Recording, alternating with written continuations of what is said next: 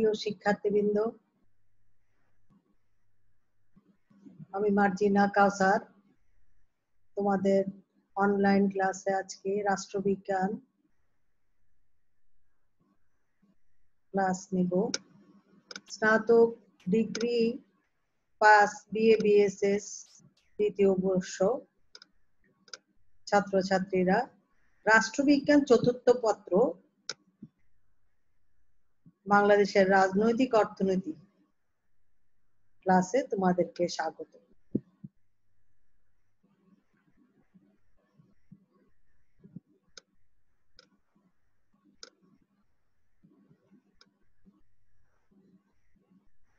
আমরা একটা ছবি দেখতে পাচ্ছি, বিভিন্ন ধরনের কোম্পানির বিভিন্ন কোম্পানির এখানে আমরা দেখছি আছে। আজকের এই ছবিগুলোর মাধ্যমে আমাদের যে বিষয়টি আমরা পড়ব তার একটু ধারণা আমরা পাচ্ছি নিশ্চয়। আজকে আমরা পড়ব মুক্তবাজার অর্থনীতি।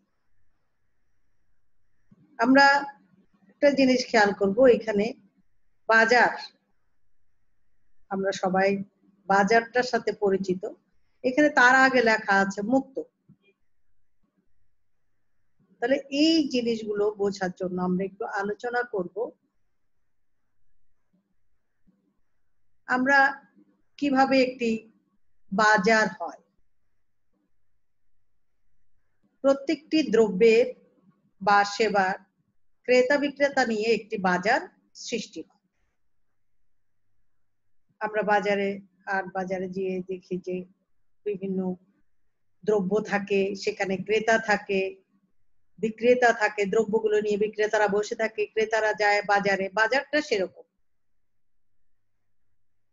কিন্তু বিভিন্ন দ্রব্যের বা সেবার বাজার যেটা আমরা বলছি পরস্পর সম্পর্কিত, একটার সাথে একটা সম্পর্ক আছে। অতএব সকল দ্রব্য ও সেবার বাজার পরস্পরের ক্রিয়াশীল সম্পর্কের মাধ্যমে যে ব্যবস্থা সৃষ্টি করে তাকে বাজার প্রক্রিয়া বলে। আগে আমরা বলেছি দ্রব্য থাকবে যেখানে বিক্রেতা থাকবে, ক্রেতা থাকবে, সেটাই হচ্ছে বাজার। এখন বাজার একটা প্রক্রিয়ার মাধ্যমে চলে, সেই প্রক্রিয়াটা কি সেটা আমরা আলোচনা করছি, যে সকল দ্রব্য বা ও সেবার বাজার পরস্পরের ক্রিয়াশীল সম্পর্কের মাধ্যমে যে ব্যবস্থা সৃষ্টি করে তাকে বাজার প্রক্রিয়া বলে। আমরা আবার দেখি সকল বাজারে নির্ধারিত মূল্যসমূহ পারস্পরিক সম্পর্কের মাধ্যমে একটি ব্যবস্থা সৃষ্টি করে। আমরা একটু আগে বলেছি বাজার প্রক্রিয়া, এখন আমরা বলছি যেটা যে বাজারে যে নির্ধারিত মূল্যসমূহ পারস্পরিক সম্পর্কের মাধ্যমে একটি ব্যবস্থা সৃষ্টি করে যাকে বলা হয় মূল্য ব্যবস্থা।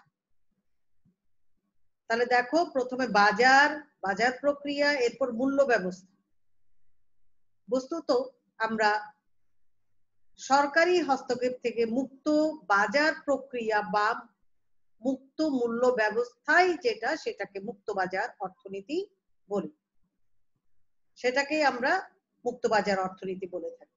তোমরা নিশ্চয়ই খেয়াল করেছো যে মুক্ত বাজার অর্থনীতি বলতে গিয়ে আমরা কেন বাজারের কথায় আসলাম, কেন বাজার প্রক্রিয়া, মূল্য ব্যবস্থা, কারণ এগুলোর সাথে মুক্ত বাজার অর্থনীতির সম্পর্ক রয়েছে। এগুলো আগে সৃষ্টি হয়, এরপরই মুক্ত বাজার অর্থনীতি।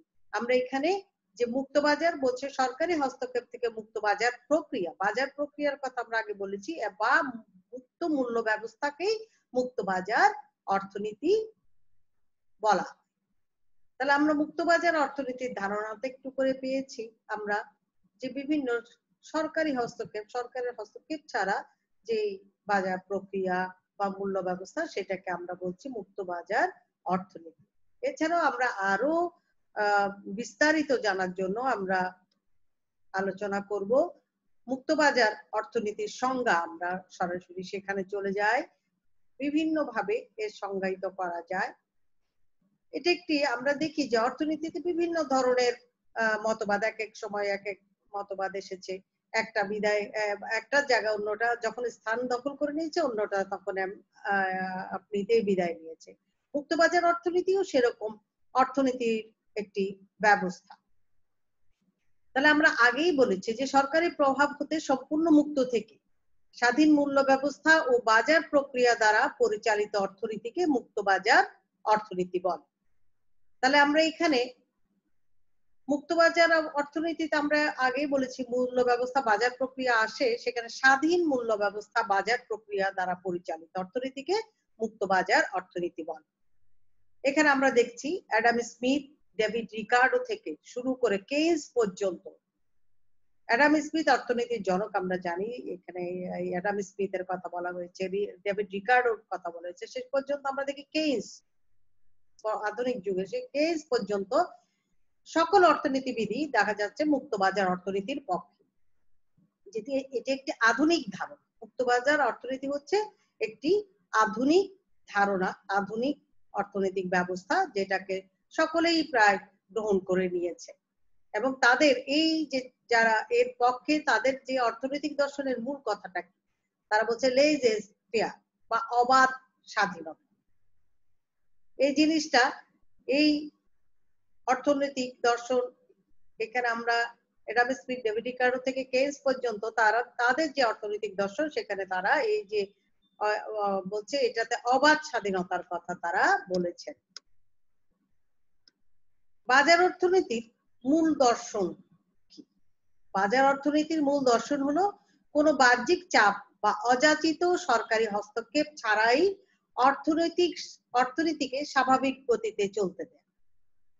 তাহলে বাজার অর্থনীতির মূল দর্শন যেটা, সেটা কি, যে কোনো বাহ্যিক চাপ বা অযাচিত সরকারি হস্তক্ষেপ ছাড়াই অর্থনীতিকে স্বাভাবিক গতিতে চলতে দেয়। মুক্ত বাজার অর্থনীতি বলতে বাজার অর্থনীতিকেই বোঝায়। আমরা মূলত বাজার অর্থনীতিকে মুক্ত বাজার অর্থনীতি বলে থাকি।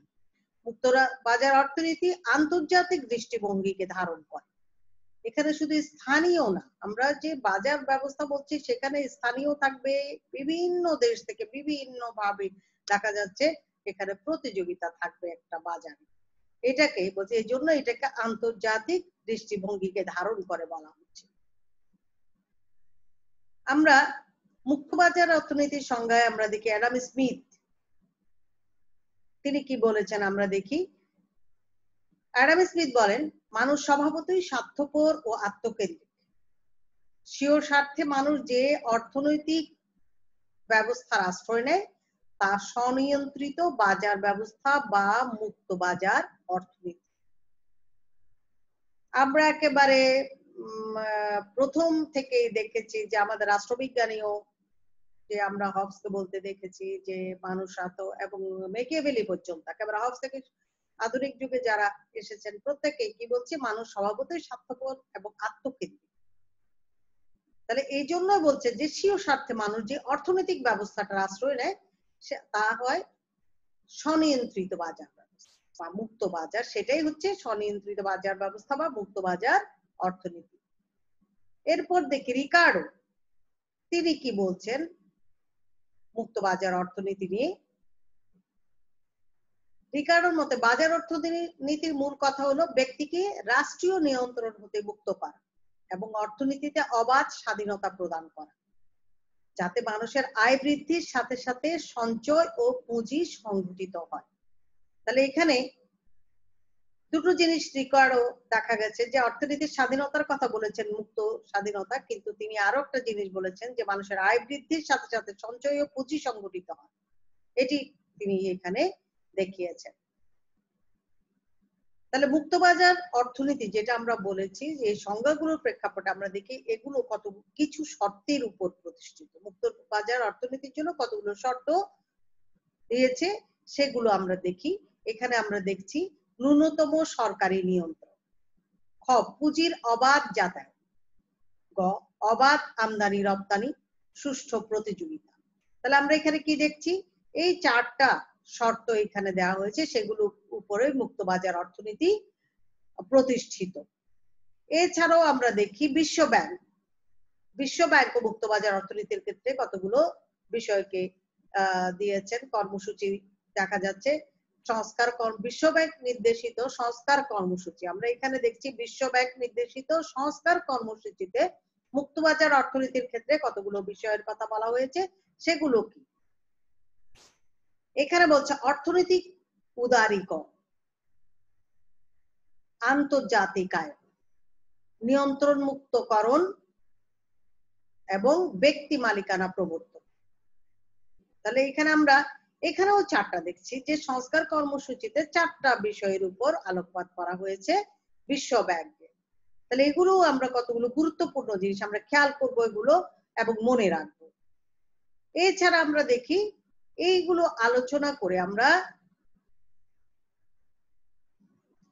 যে সমস্ত আমরা আগে যে বিষয়গুলো আলোচনা করেছি তার প্রেক্ষাপটে আমরা বলতে পারি যে মুক্তবাজার অর্থনীতি এমন একটি অর্থ ব্যবস্থা যেখানে উৎপাদন, ভোগ, বিনিয়োগ সহ সকল অর্থনৈতিক কর্মকাণ্ড সরকারি নিয়ন্ত্রণ মুক্ত হয়ে মুক্ত ভাবে বাজার শক্তি সমূহ দ্বারা পরিচালিত ও নিয়ন্ত্রিত হয়।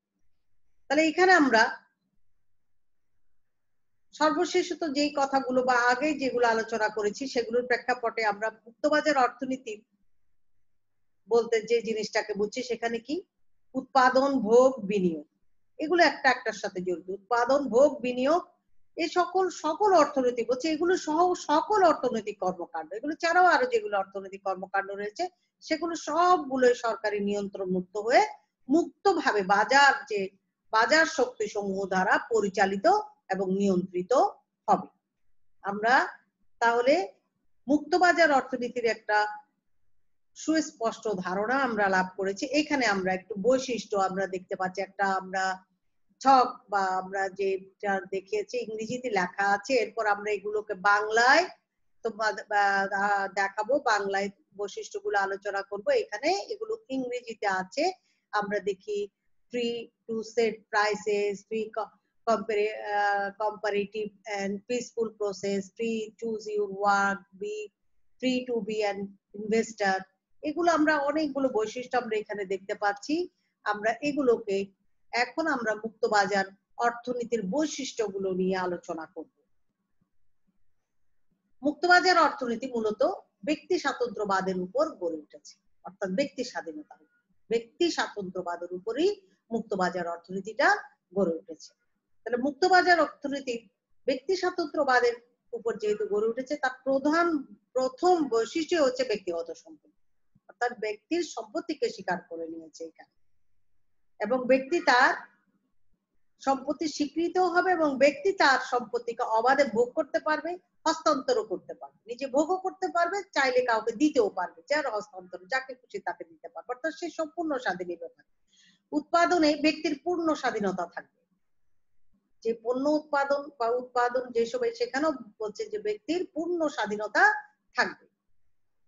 তাহলে রাষ্ট্র কি করবে বলছে, রাষ্ট্র ব্যক্তি মালিকানাধীন সম্পত্তির বিকাশে সহায়কের ভূমিকা পালন করবে। তাহলে কি ব্যক্তি মালিকানাধীন যে সম্পত্তিগুলো সেগুলোতে রাষ্ট্র সহায়কের ভূমিকা পালন করবে। দ্বিতীয়ত আমরা দেখি এখানে মুনাফার উদ্দেশ্যে উৎপাদন। আমরা এটার সাথে পরিচিত, আমরা আগে একটি ক্লাসে আমরা পুঁজিবাদ যখন পড়েছি তখন আমরা এই জিনিসটার সাথে পরিচয় আমাদের হয়েছে। এখানে দেখো এই অর্থনীতি পুঁজিবাদী ব্যবস্থার সম্প্রসারিত রূপ। তাহলে কি হচ্ছে মুক্তবাজার অর্থনীতি, এখানে আমরা বলছি যে পুঁজিবাদ যে ব্যবস্থাটা আমরা পড়েছিলাম সেটার একটা সম্প্রসারিত রূপ হিসেবে আমরা এখানে এই মুক্তবাজার অর্থনীতিকে বলা হচ্ছে যে পুঁজিবাদী ব্যবস্থার সম্প্রসারিত রূপ হিসেবেই বলা হচ্ছে। তাহলে পুঁজিবাদেও আমরা দেখি মুনাফার উদ্দেশ্যে উৎপাদন কর্ম পরিচালিত হয়, মুক্তবাজার অর্থনীতিতেও মুনাফার উদ্দেশ্যে উৎপাদন কর্ম পরিচালিত হয়, এবং মূলত আমরা দেখি এখানে বিক্রেতার মূল লক্ষ্যই থাকে সর্বাধিক মুনাফা অর্জন। তাহলে দেখো এখানে মূলত সর্বাধিক মুনাফা অর্জন করাই বিক্রেতার একমাত্র লক্ষ্য থাকে এখানে। তাহলে আমরা এখানে মুনাফার উদ্দেশ্যে উৎপাদন আমরা যেটা দেখেছি সেটা যেহেতু এখানে পুঁজিবাদের সম্প্রসারিত রূপ হিসেবে মুক্তবাজার অর্থনীতিকে দেখানো হয়েছে। এখানে আমরা আরেকটা জিনিস দেখতে পাচ্ছি যে সীমিত সরকারি খাত। আমরা আগেই বলেছি এখানে সরকারের হস্তক্ষেপ একেবারেই নেই, সরকার ব্যক্তি মালিকানাধীন যে সম্পত্তি তার সহায়কের ভূমিকা পালন করবে। তাহলে বাজার অর্থনীতিতে সরকারের অংশগ্রহণ থাকে সীমিত। সরকার শুধুমাত্র আমরা দেখি প্রতিরক্ষা, আইন শৃঙ্খলা, বিচার ব্যবস্থা, আর্থ সামাজিক অবকাঠামো উন্নয়ন, এসব ক্ষেত্রে রাষ্ট্র বা সরকার ব্যস্ত থাকে। তাহলে যে সাধারণ যে ভোগ্য পণ্য উৎপাদন, আমদানি রপ্তানি, এগুলোর দায়িত্ব রাষ্ট্রের নয়। এখানে বলা হচ্ছে যে এই দায়িত্বগুলো রাষ্ট্র নেয়ও না, রাষ্ট্রের নয়, এগুলো ব্যক্তি মালিকানাধীন প্রতিষ্ঠানগুলো সম্পাদন করবে। মুক্তবাজার অর্থনীতিতে এই কথাটাই বলা হচ্ছে যে তাহলে সরকার আর রাষ্ট্র কি দেখবে, হচ্ছে প্রতিরক্ষা, আইন শৃঙ্খলা, বিচার ব্যবস্থা, আর্থসামাজিক অবকাঠামোর উন্নয়ন। আর ভোগ্য পণ্য উৎপাদন, আমদানি রপ্তানি, এসব দেখবে কে, হচ্ছে এগুলো ব্যক্তি মালিকানাধীন প্রতিষ্ঠানগুলো সম্পাদন করবে। এরপর আমরা বলছি ভোক্তার স্বাধীনতা। মুক্তবাজার অর্থনীতিতে ভোক্তার স্বাধীনতা রয়েছে। এ ব্যবস্থায় ভোক্তা কি করবে, তার ক্রয় ক্ষমতা অনুযায়ী দ্রব্য সামগ্রী ক্রয় করবে। ভোক্তাকে আমরা যারা ক্রয় ক্রেতা, যারা যারা ভোগ করছে জিনিস, যারা তাদেরকে ভোক্তা বলা হয়। সাধারণ যে জনগণ তারা হচ্ছে ভোক্তা। তখন সে বাজারে গিয়ে তার যতটুকু ক্রয় ক্ষমতা আছে সেই অনুযায়ী, তার চাহিদা অনুযায়ী সে কি করতে পারবে, দ্রব্য সামগ্রী ক্রয় করতে পারবে স্বাধীনভাবে, সেখানে কেউ হস্তক্ষেপ করবে না। উদ্যোগের স্বাধীনতা, এখানে আমরা বলছি যে উদ্যোগের স্বাধীনতা যে কথাটা, এই ব্যবস্থায় ব্যক্তি উদ্যোগের ক্ষেত্রে রাষ্ট্রের কোনো বাধা সৃষ্টি করে না, বরং সহায়কের ভূমিকা পালন করে। যে কোনো কিছুতে ব্যবসা বাণিজ্য উদ্যোগ গ্রহণ করার ক্ষেত্রে রাষ্ট্র এখানে কোনো বাধা সৃষ্টি করে না, বরং সহায়কের ভূমিকা পালন করে। অবাধ বাণিজ্য, আমরা এখানে বলছে অবাধ বাণিজ্য, আমরা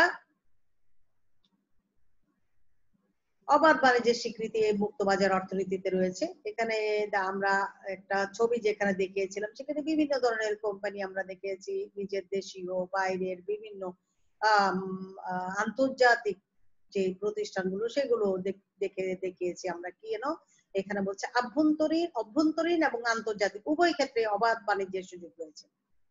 যেমন আমাদের দেশে এসে অন্যান্য বিভিন্ন দেশ থেকে বিভিন্ন কোম্পানিগুলো এসে ব্যবসা করছে, আবার আমাদের দেশের কিছু কিছু যেখানে আমরা বাইরে গিয়েও কিছু কিছু ব্যবসা বাণিজ্য সব জায়গায় সবাই অবাধ। এগুলো বর্তমান বিশ্বায়নের যুগে আমরা দেখছি এই মুক্তবাজার অর্থনীতিটা খুবই প্রসার লাভ করেছে, কিংবা বেশ জনপ্রিয়তা লাভ করেছে এখন।